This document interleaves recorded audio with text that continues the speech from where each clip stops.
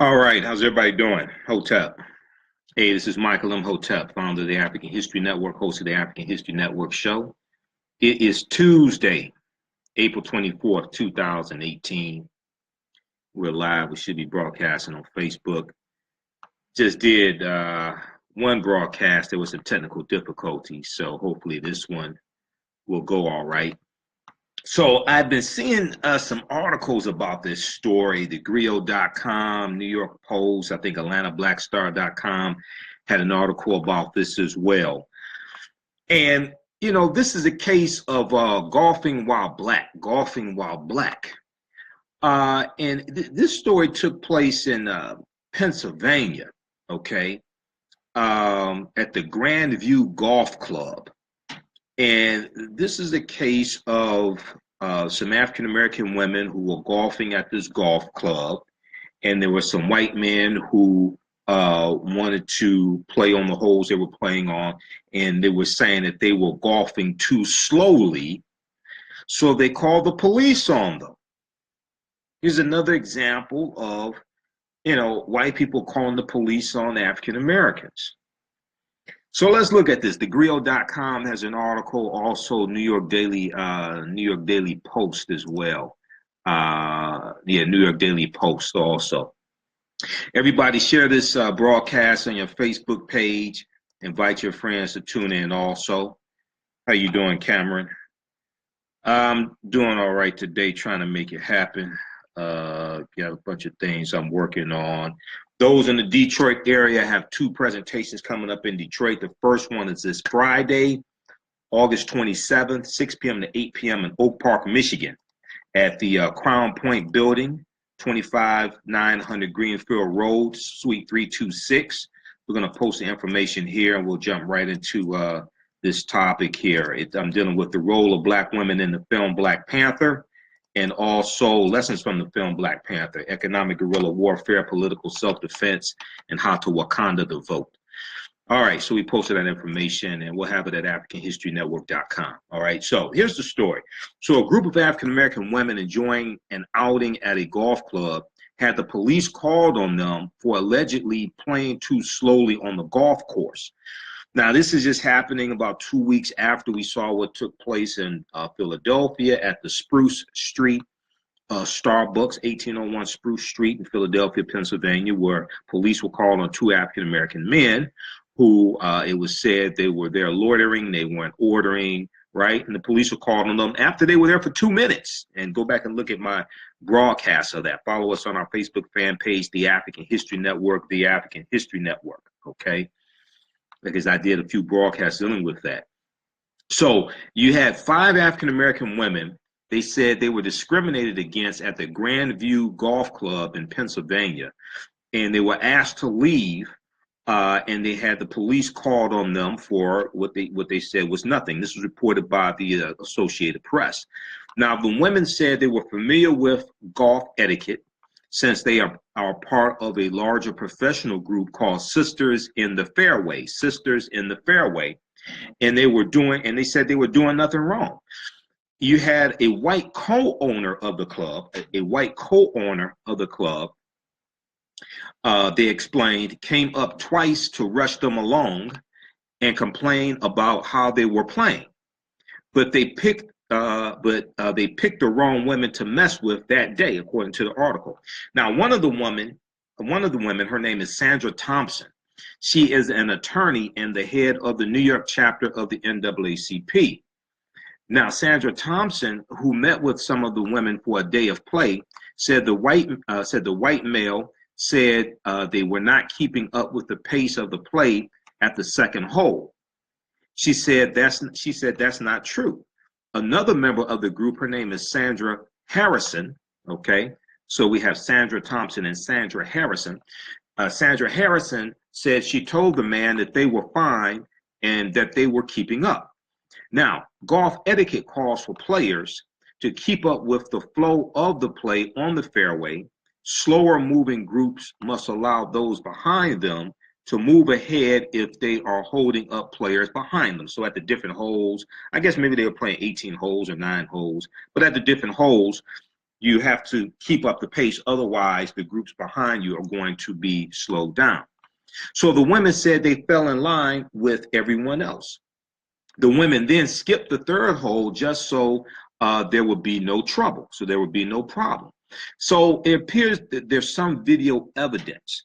Now, by the ninth hole, the women took a break, which is typical to do at that time. Okay, if you play the full course, it's 18 holes, 9 holes is halfway through. So it's typical to take a break at the ninth hole before moving on to the next 9 holes. 3 of the 5 women decided to leave because of how they were being bothered earlier in the day.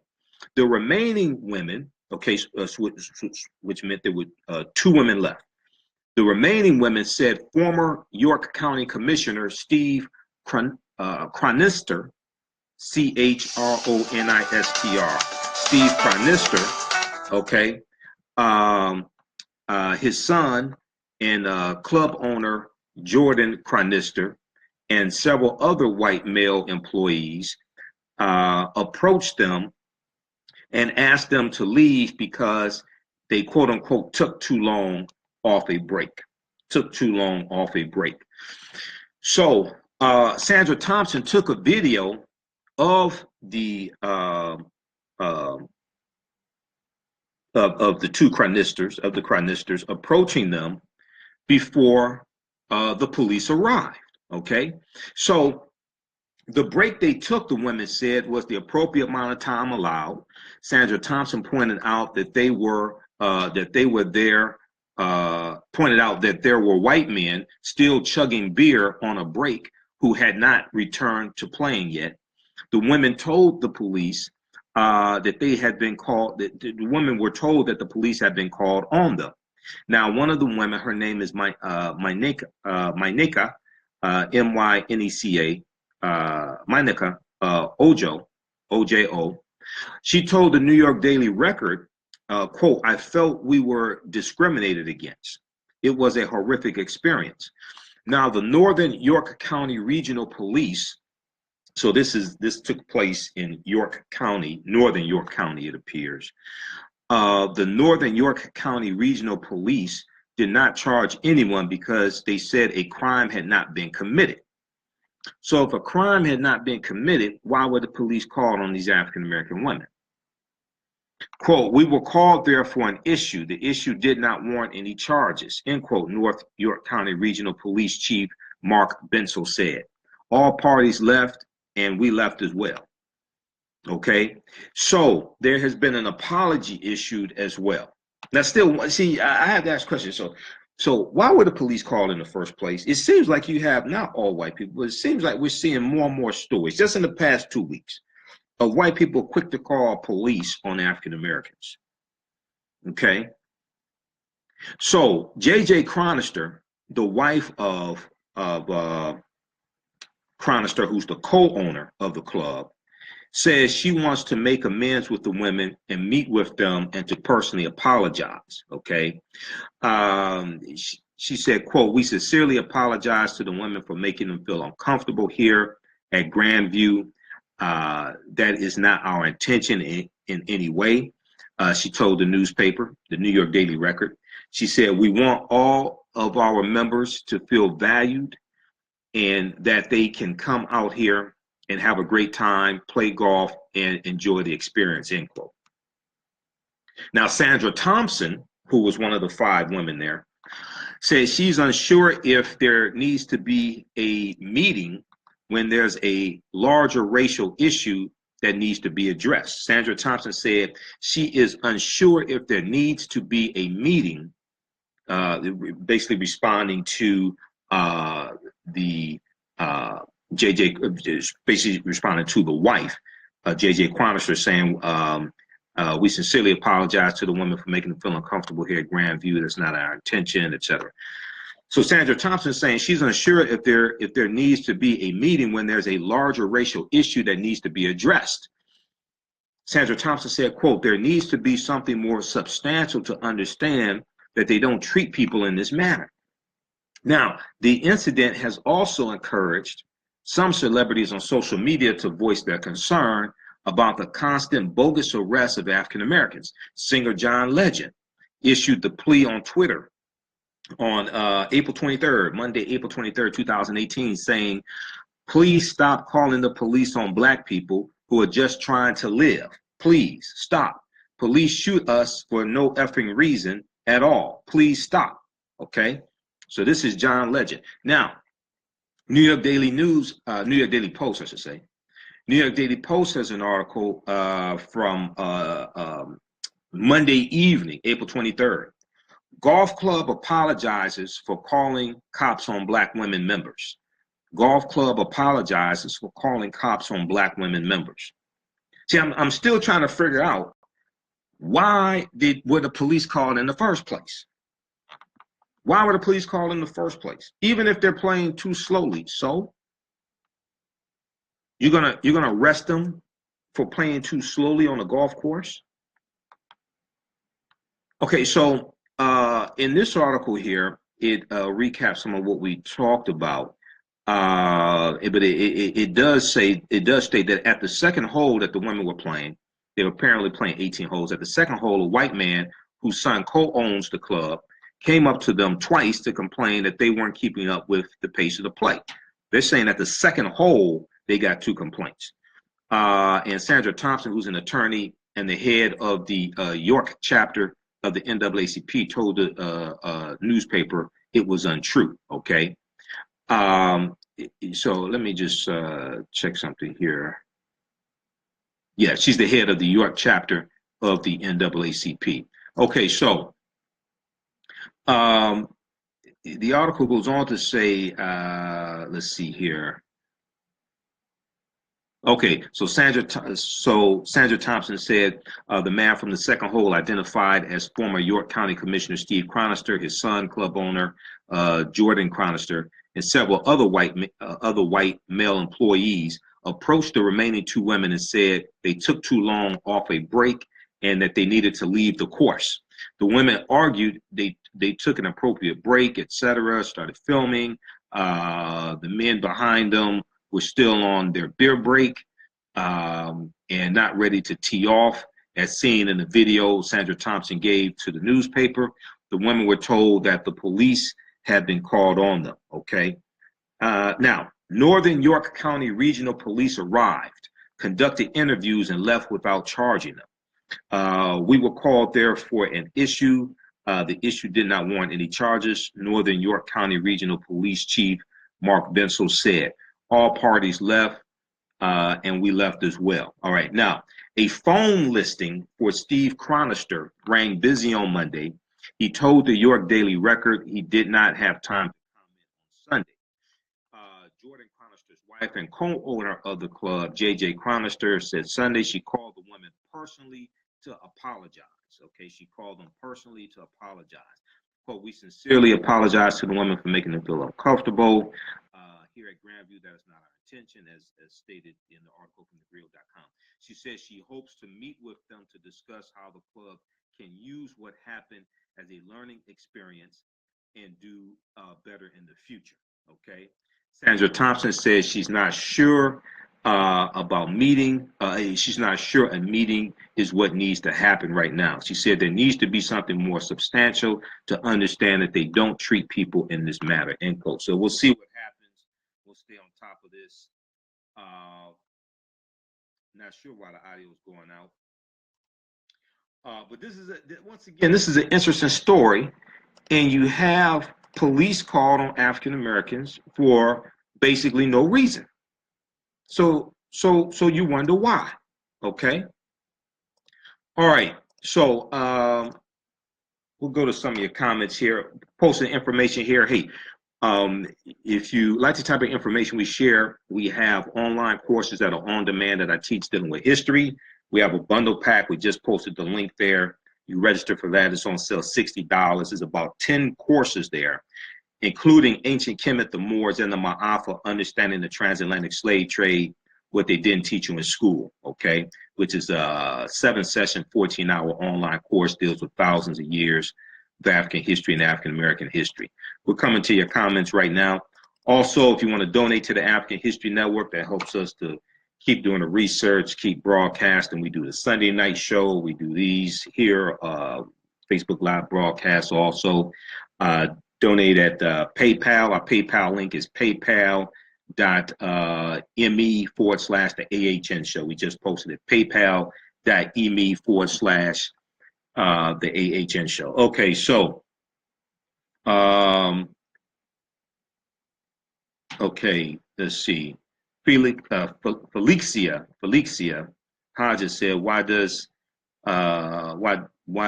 the need to use this as a learning experience? How hard is it to realize that it's not okay to treat folks like this? Well, one, this goes to implicit bias. Two, also, this goes to the programming of the media. Now, I've been studying media for 26 years.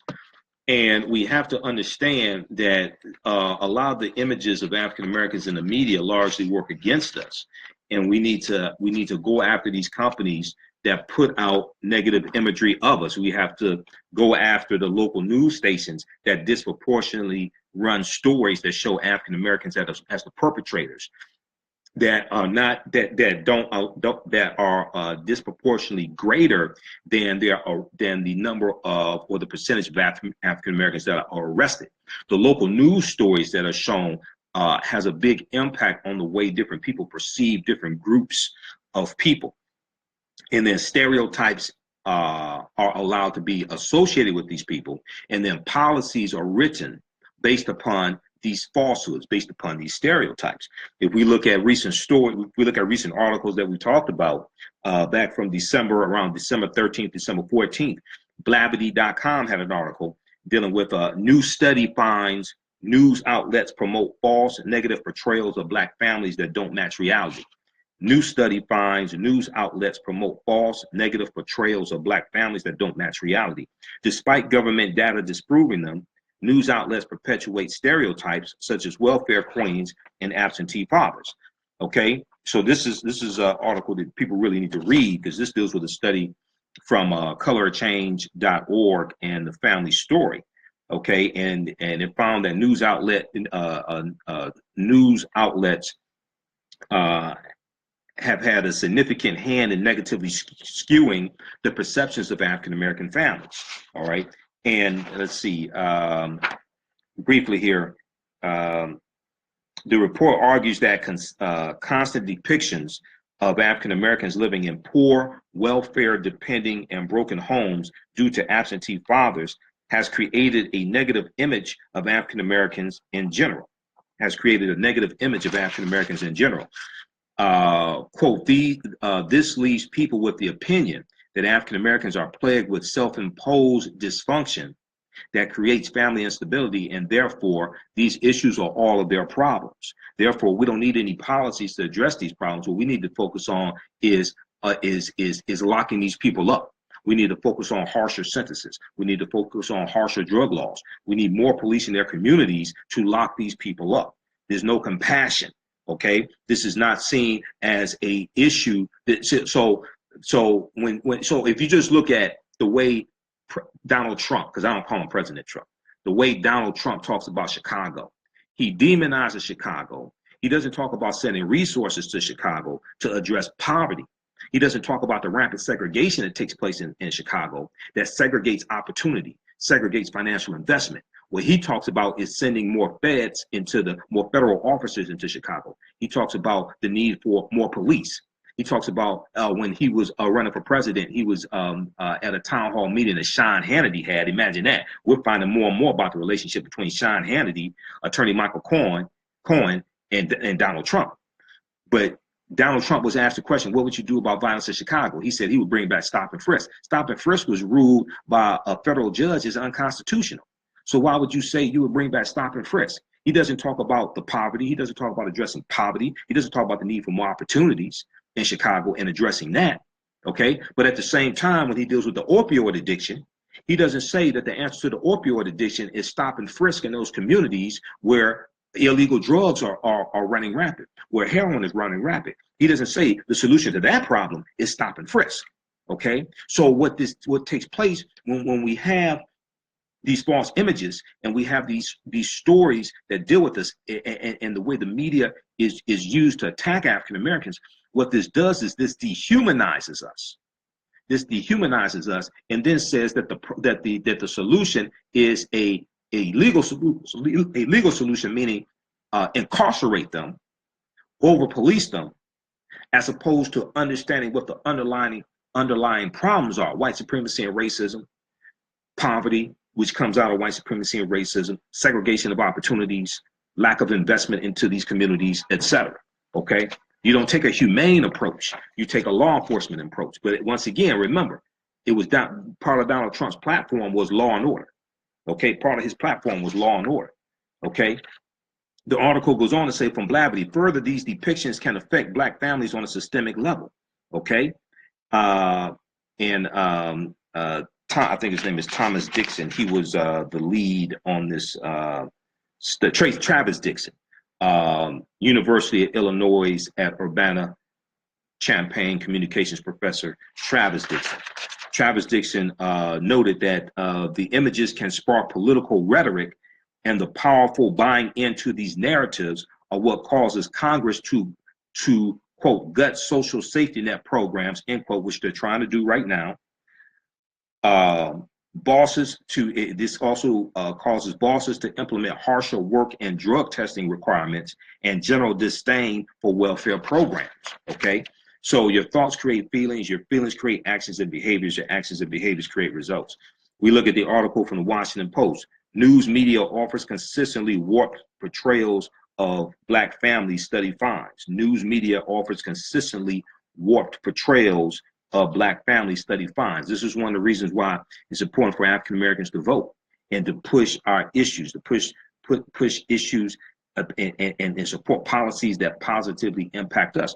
Because when you look at policies coming out, especially out of a Republican-dominated U.S.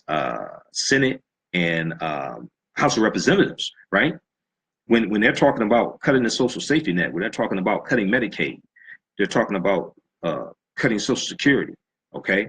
All these things, these negatively impact African Americans. We have to be very clear on this. But they're trying to push forth the notion and the stereotype that you have all these people just sitting at home on Medicaid, sitting at home on welfare.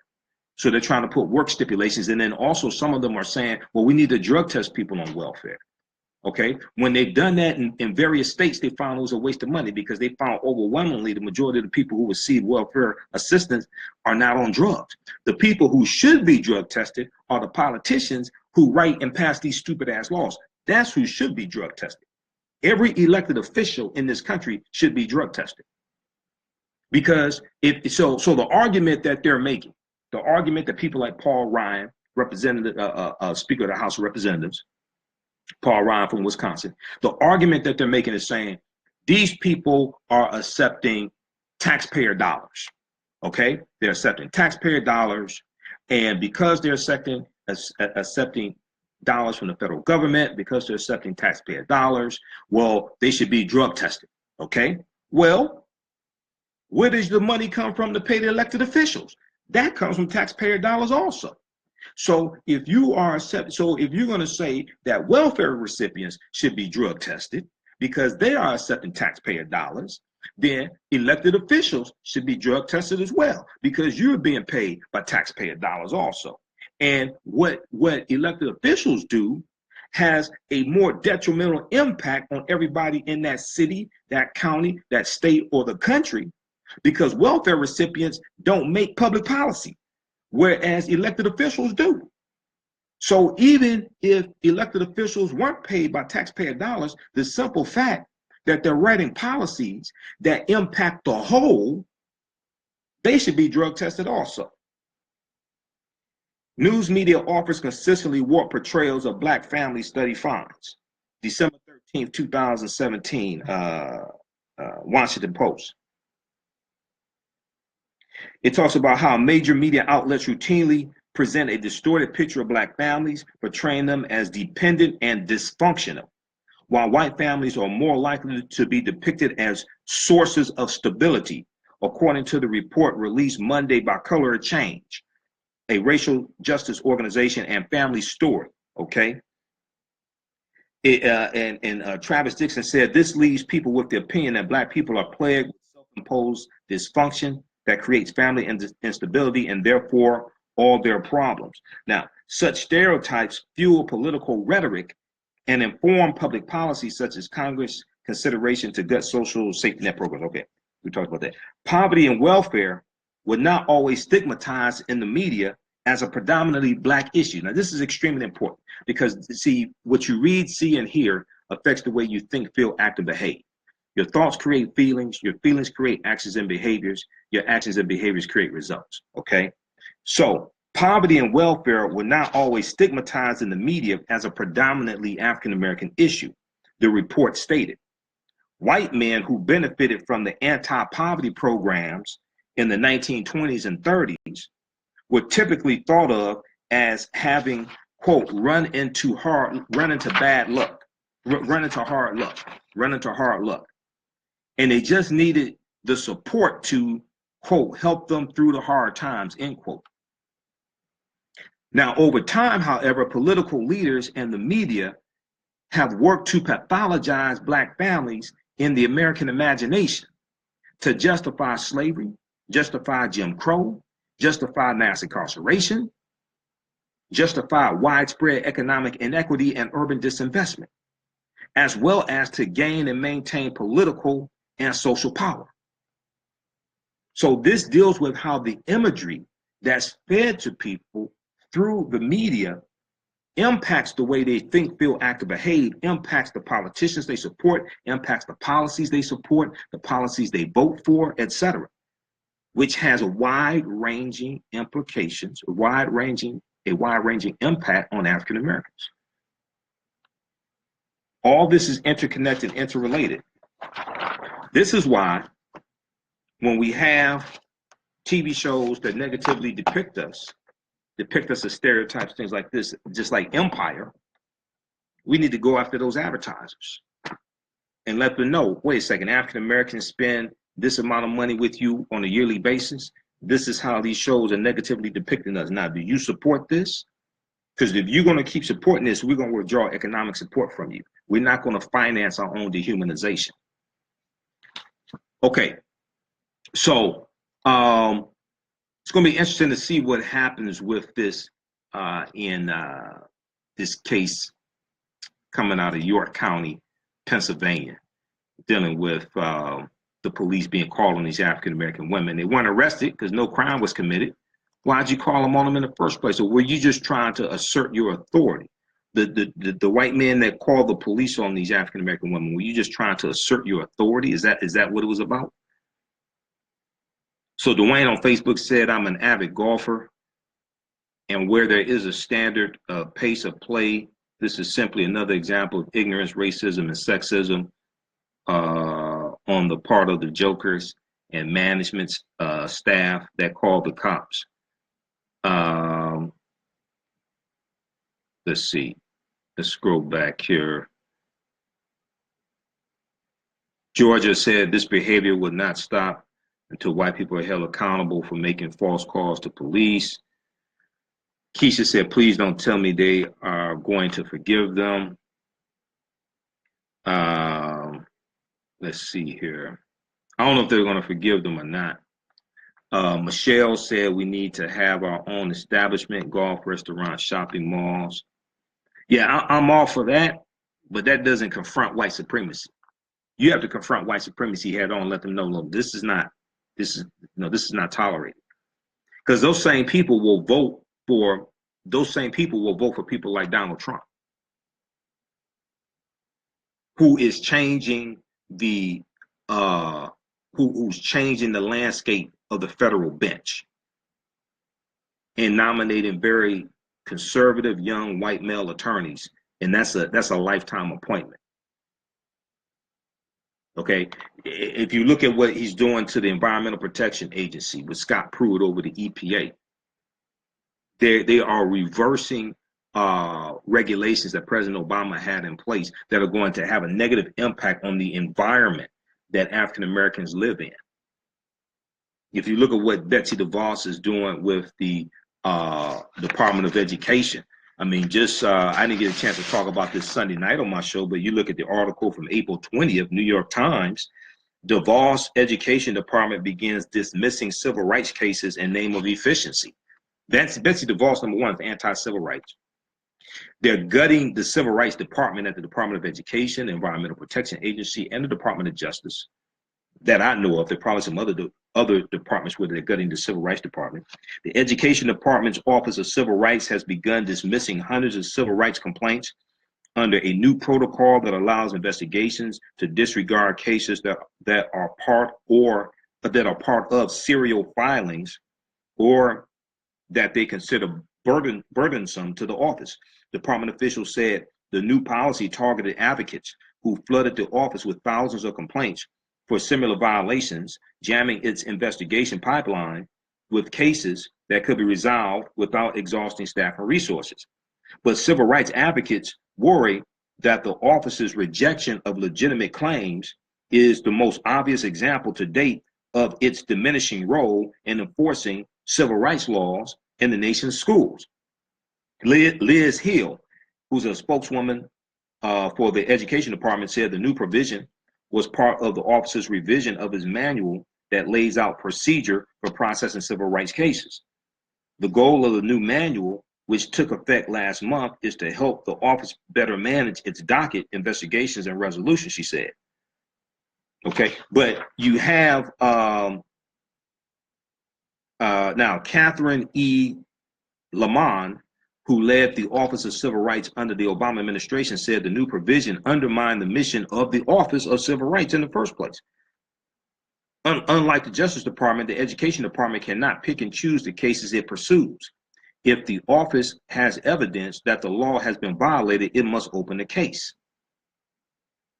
Catherine E. Lamont said, quote, "The thing that scares me is when they get to say, we won't open some cases, but it's too much for us.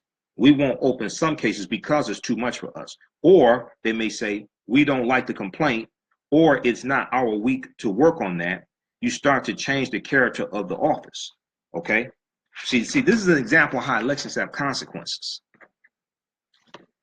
That's taking place right now. This is an example of how elections have consequences. Okay, so Dwayne said the average golf course construction costs upwards of $25 million for a championship par 72 course. I think it's past time that we pull our resources together and create our own golf courses and establishments. Yeah, you can do that, but you're still going to have to confront white supremacy and racism. This is what we have to understand. Just having our own everything does not confront. You got to confront head on. Straight, you have to confront head on, straight up white supremacy and racism, and let them know this is not going to be tolerated. Okay. Otherwise, there are going to be consequences and repercussions because we will withdraw economic support from you. We will vote you out of office. We're not going to support these policies. Okay. So we have to make it very clear that this is not going to be tolerated.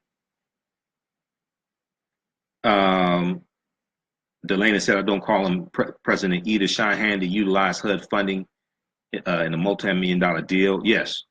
And Trump is against HUD. This is why Trump has Ben Carson over HUD to destroy HUD. Because Donald Trump and his father, Fred Trump, in 1973, they were sued by Richard Nixon's Department of Justice for housing violations, for not renting apartments to African Americans and Hispanics in Manhattan. So they settled out of court, and then they were sued 3 years later because they kept doing the same thing.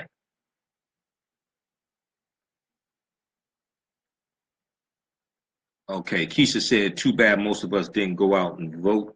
So Trump won. Then again, does it matter? Things wouldn't change. Oh yeah, absolutely. Things would have been much different under Hillary Clinton. Number one, people should read policies. See, I read policies. I do research. I'm not somebody that just comes on here and do Facebook Live broadcasts because I have nothing else to do. If you went to her website, HillaryClinton.com, read her 36 policies, and then went to Donald Trump's website, DonaldJTrump.com, his campaign website, with his 13 policies, because I did both. Her policies were much better than hers. She had a criminal justice reform program. He did not. She had a program to make education affordable. Trump does not. Not only that, Hillary Clinton largely would have kept in place policies that President Obama had in place. Trump has reversed over 100 policies President Obama has had in place. Most people don't know, under President Obama, December 2015, the U.S. prison population dropped to its lowest point in 20 years. It dropped to 1.53 million from a peak of about 2.3 million. It dropped 800,000. It dropped by 800,000 U.S. prison population. The war on drugs was winding down under Donald Trump. Under President Obama. It's been ramped up under Jefferson Beauregard Sessions III, who's against legalizing any type of drugs. He's against legalizing marijuana. He said he thought the Ku Klux Klan, he thought they were pretty good till he found out they used marijuana. All this stuff is being reversed under Trump. I don't know where you get your information from. I monitor about 40 different news sources on a daily basis, everything from Washington Post, New York Times, Baltimore Sun, USA Today, thegrio.com, thenation.com. If you look at some of our Facebook posts at the African History Network, we provide the documentation. So when I hear people say, oh, things would have been the same under Hillary Clinton, you obviously don't understand policy. You obviously don't research policy. Because if you just look at, for instance, President Obama's initiative, August 2016, he said that the federal government was not going to renew contracts with privatized prisons, for federal prisoners, which impacted 12 prisons, right? Trump has reversed that. Why did Trump reverse that? Because Core Civic, which used to be called Corrections Corporation of America, which is the largest owner-operator of privatized prisons in the country, they're traded on the New York Stock Exchange. The New York Stock Exchange symbol is CXW. And Geo Group donated almost $600,000 to Donald Trump's presidential campaign. This is why March of 2000, either 15 to 2016, when he was interviewed by, I think it was March 2016, when he was interviewed by Chris Matthews on Hardball on MSNBC. Donald Trump said privatized prisons seem to work pretty well and they seem to save money. They don't do either one. Privatized prisons don't work very well, and they don't save money, and they tend to have more human rights violations and more violations in general than state-run prisons. Okay, but they're publicly traded. Privatized prisons are publicly traded on the stock exchange, and they are profit-driven. Okay, so we need to understand policy. We don't understand policy. And politics is the legal distribution of scarce wealth, power, and resources, and the writing of laws, statutes, ordinances, amendments, and treaties, their adoption, interpretation, and enforcement. We don't understand how politics impacts every aspect of our life. You look at the investigations into the patterns and practices of police departments. Jeff Sessions said they aren't doing any more of that. You had 25 under President Obama, which resulted in about 14 or 15 consent decrees. They're not going to do any of that. Trump and Jeff Sessions are hands off on the police. That is devastating. That is devastating for African Americans.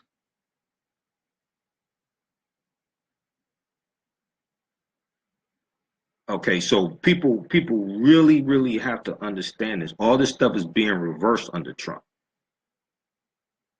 And while people are busy watching Love and Hip Hop, while people are busy watching Cardi B being ratchet and distracted by that, all this stuff is being reversed under Trump. Okay. And this is why midterm elections are so important. November 6, 2018. This is why midterm elections are so important. And people really need to download the agenda. We have a lot to lose from the Congressional Black Caucus, CBC. We have a lot to lose from cbc.gov. Solutions for 21st century Black families. This is the 125-page agenda that the Executive Committee of the Congressional Black Caucus presented to Donald Trump March 22nd, 2017. This is the 125-page agenda. That's not just for him, that's for us. Because they lay out policies in there to address the problems that they're talking about, and it shows you how policies impact conditions. cbc.house.gov. It's called We Have a Lot to Lose. We have a lot to lose. at cbc.house.gov. Okay, everybody needs to download that and read that. It has elements that every African American organization can use to create a powerful agenda so we can push these issues at a local, county, state, and national level. All right, if you like the information that we share here at the African History Network, a couple of things you could do. Number one, if you want to donate to the African History Network, help us keep doing the research, stay on the air, keep broadcasting, help us pay the bills, because this stuff is not cheap. It's a lot of work. And it's a lot of, I got to pay bills to learn. I got to pay for the online school. I got to pay for Crowdcast. Crowdcast is acting up, wasn't working right. That was the technology I was using. All that stuff. They send me bills each month to pay for all this stuff. Blog Talk Radio, got to pay them each month. So you can donate to the African History Network. We set up our new PayPal link, paypal.me/the AHN show. Stands for the African History Network show. paypal.me/the AHN show. If you want to register for the online courses that I teach, they're on demand. We have a bundle pack. They're on demand. It's the best value. We have it's about 10 of them in the online course, in the bundle pack for $60. We have them discounted for a little while longer. That includes Ancient Kemet, the Moors, and the Maafa, understanding the transatlantic slave trade, what they didn't teach you in school. Ancient Kemet, the Moors, and the Maafa, understanding the transatlantic slave trade, what they didn't teach you in school. Okay, and they're all on demand. You can watch from around the world. They're all on demand. We just started a 48-hour sale yesterday. We have a new bundle pack of DVD presentations, my DVD lectures, and some documentaries. It's the 8 DVD Black Panther bundle pack.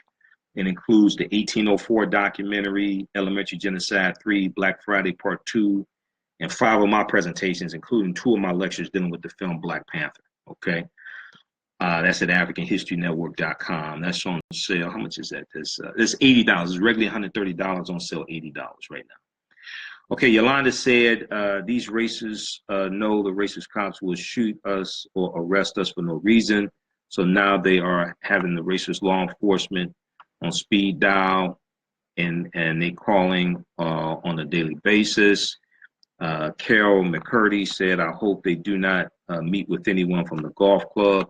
As usual, they just want to ask for forgiveness because they believe that gives them absolution from their inhumane acts against us.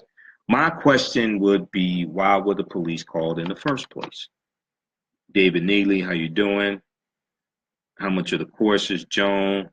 We have a bundle pack of the courses for $60. It's about 10 of them in that particular bundle pack. Joan, I threw a bunch of extra ones in there. Okay.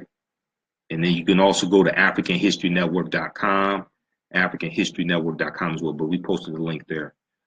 Let me see. Keisha said we would have our own communities and businesses. They stopped burning it down. Well, they didn't burn all of them down, 1. 2, even with Black Wall Street in Tulsa, Oklahoma, we rebuilt Black Wall Street after the race riot that took place June 1st, 1921. We rebuilt Black Wall Street after the race riot. One of the things that really negatively impacted us were the U.S. Interstate Highway Acts in 1952 and 1956 that drove 41,000 miles of U.S. interstate highway throughout the U.S., and they ran through African-American communities, wiping out a lot of our businesses. Jones said, true, Willie Lynch knew. Well, Willie Lynch never historically existed, so we don't need to talk about Willie Lynch. The Willie Lynch letter was written by Dr. Kwabena Ashanti in 1970. He came out and admitted the words in the Willie Lynch speech that did not exist in the early 18th century in 1712. And also there were words in the Willie Lynch letter, the way they were used in the letter supposedly taking place in 1712, those words were not used at that point in time. So Willie Lynch letter never historically existed. Willie Lynch never historically existed. It's a fraud. Dr. Kwabena Ashanti wrote it to show us how we're acting like slaves, but is to me is done more harm than good if you understand real African history and African American history and how people are still looking to this myth thinking that is real history. That's, you know, that no, it's not. It's not really, it's never historically existed. Now, some people may say, well, you talk about the film Black Panther. Black Panther is myth. Black Panther is not real. Black Panther has African cultural influences, and Black Panther is dealing with Afrofuturism. But there's African history related to the film Black Panther. There's a lot we can learn from that. And also, we understand that when we talk about an African nation that's never been conquered, that's Ethiopia. Ethiopia was never conquered; they were never colonized. That's Ethiopia. You have the Battle of Adwa in 1896. Emperor Menelik II fighting against the Italians, and then we have Haile Selassie fighting against Mussolini. 1935, the Italians come back and occupy, and they're defeated in 1941. Ethiopians defeat them once again. Okay, if you talk about vibranium, which is the hardest metal on Earth and fuels their technology. Well, that's similar to coltan, which comes out of the Congo, and Europeans in the Congo right now fighting over coltan, which is a mineral that's used to fuel technology. It's used to make technology work. Everything from cell phones to laptop computers to PCs, all that. They need coltan to work. So there are parallels that we see from the film Black Panther. There's African cultural influence from the Dogon, from you have cultural influence from the Ndebele of South Africa and Zimbabwe, African cultural influences from the Obahimba and Namibia. We see all this in the film. Okay, the film is extremely powerful, and even when you deal with the first issue 52 of the Fantastic Four that the Black Panther debuted in July 1966. Okay, in there, when you read it, T'Challa says he's probably the richest man in the world. Well, the richest man in the world was Mansa Musa of the Mali Empire, became emperor in 1312 AD. He's the richest man in history. This is the African man. So even in the story, it relates to African history and culture if you understand African history and culture. Now, if you don't understand African history and culture, you're going to be lost and think it's just a comic book turned into a movie. If you understand African history and culture, you're going to see these parallels in it. This is what I did within my presentations. So Friday, April 27th, 2018, in Oak Park, Michigan, a suburb of Detroit, I'll be doing presentations 6 p.m. to 8 p.m. I'll do 2 presentations. First one is the role of Black women in the film Black Panther, the role of Black women in the film Black Panther. Because we see African women not as the damsels in distress in the film, but fighting side by side the men, fighting to protect Wakanda, fighting to save T'Challa, okay, Chadwick Boseman's character. So we deal with a number of different things there. And then also, we'll even talk about Ruth Carter, because Ruth Carter was the costume designer. And this sister did a lot of research on African culture to infuse the African culture into the film. And then we'll talk about lessons from the film Black Panther, economic guerrilla warfare, political self-defense, and how to Wakanda the vote. Economic guerrilla warfare, political self-defense, and how to Wakanda the vote. So that's taking place Friday, April 27th, 6 p.m. to 8 p.m. at the Crown Point Building, Oak Park, Michigan, 25900 Greenfield Road. It's a office building, 25900 Greenfield Road, Suite 326. Free event, donations accepted. We'll get that information at our website today, AfricanHistoryNetwork.com. And then Sunday, May 6th, I'll be doing a presentation at Nandy's Knowledge Cafe also. That's my big presentation, this analysis of the film Black Panther. That's Sunday, May 6th, 2 p.m. to 6 p.m. Okay. All right. Let's go to some more of your comments here, and we have to get out of here.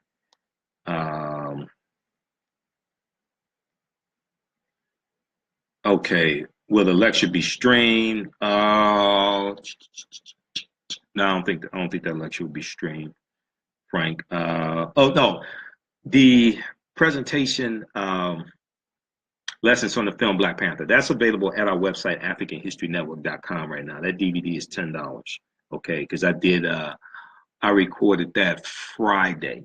this past Friday. I was doing a presentation because I was speaking Friday and this past Saturday.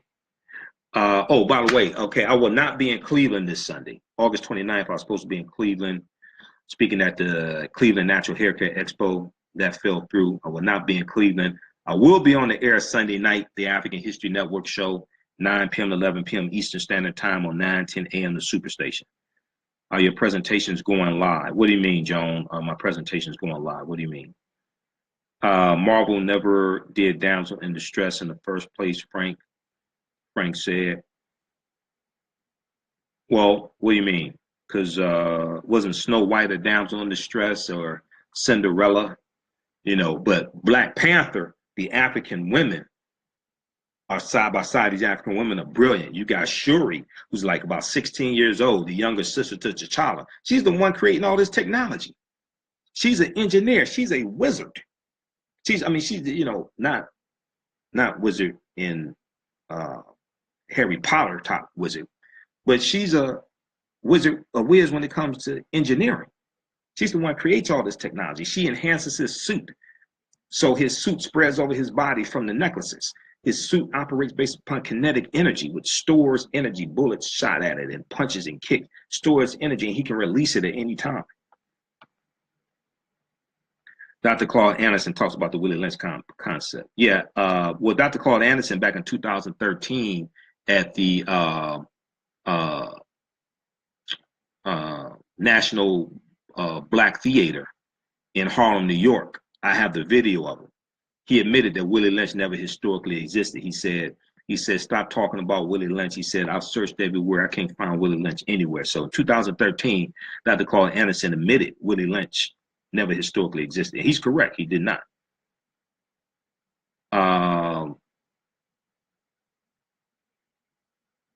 Okay, Ra Almighty said, are you for the nation building with the new Black Panthers and Moors? They're talking about claiming Florida now. I'm not familiar with that. I'm not familiar with that plan. If people want to do nation building, that's good. Now you're gonna need a realistic, viable plan, and you're gonna need some resources from nation building, especially if you're talking about nation building, and you're not talking about getting government help, government financing, government investment. Okay. So they're talking about, well, I'm not familiar with their plan. What about Rosewood? Rosewood was in Florida, was wiped off the map. But all the communities we had were not burned to the ground. We need to stop saying that. All the communities we had were not burned to the ground. Some of them go out of existence for different reasons. Once again, Black Wall Street in Tulsa, Oklahoma, which was the most prosperous after the race riot, June 1st, 1921, we rebuilt Black Wall Street with our own dollars. I've done a 2.5-hour lecture dealing with the history of Black Wall Street. I'm in the documentary about Black Wall Street also, from Dr. Boyce Watkins, Resurrecting Black Wall Street. All right. So a lot of people really haven't studied the history of Tulsa, Oklahoma, and Black Wall Street. We rebuilt that after the race riot. We rebuilt it with our own dollars because we didn't get government help. All right. Okay. Let's see. Jamie said, this is all theatrics right now. There's a much larger plan behind the scenes. Follow Canaan, which tells us what's taking place a week or more before it happens. I don't know what you're talking about, Jamie. What are you talking about? Joanne said, marijuana, when used correctly, is more beneficial than money-oriented poisons. Oh, yeah, it has cannabis or marijuana as the Spanish name, because the name marijuana comes from Mexicans. It was called cannabis or hemp before Mexicans started coming to the U.S. in the early 1900s. It was grown as a crop. It has medicinal purposes. It was made illegal in 1937 because Harry J. Anslinger, who was the first chair of the National Narcotics Commission, went on a campaign to make it illegal. Okay, and they put out propaganda. He wrote articles. They put out propaganda talking about how it made people violent, things like this. But in this congressional testimony, he lied and he said that marijuana made white women crave black men sexually when they were high on marijuana. Okay, this is what Harry J. Anslinger said. This is not me saying this. This is what he said. Okay. So when you study the history of marijuana and why it was made illegal, it had to do with race and racism. Okay. Timeline.com has a good article. Timeline.com. How a racist hate monger masterminded America's war on drugs. How a racist hate monger masterminded America's war on drugs. Harry Anslinger conflated drug use, race, and music to criminalize non-whiteness and create a prison industrial complex. All this deals with laws and policies and politics. He talked about how marijuana was used by jazz singers and Negroes and Filipinos and Mexicans, things like this. As long as white people were using marijuana, as long as white people were using cannabis, it was okay. The problem came when people of color started using it. Now it's a problem. This is why you have to understand history. So when I listen to radio shows and people talking about why marijuana should not be made legal, I'm like, marijuana should have never been made illegal in the first place. That's the first question you should ask yourself. Not should marijuana be legal. The question you should ask yourself is why was it made illegal in the first place? Had nothing to do with it causing brain damage or none of that. No, it was about who was using marijuana. Okay. All right. Look, we got to get out of here. Hey, remember at the African History Network, we focus on educating, empowering, and inspiring people of African descent throughout the diaspora and around the world, because right now it's correct wrong behavior. What you do for yourself, what you do to yourself, and what you allow other people to do to you and get away with is based upon what you think about yourself. What you think about yourself is based upon what you have been taught about yourself. What you've been taught about yourself is based upon everything you've read, heard, and seen about yourself. Right now, it's correct wrong behavior. It's not over till we win. Wakanda forever. We'll talk to you next time. Peace.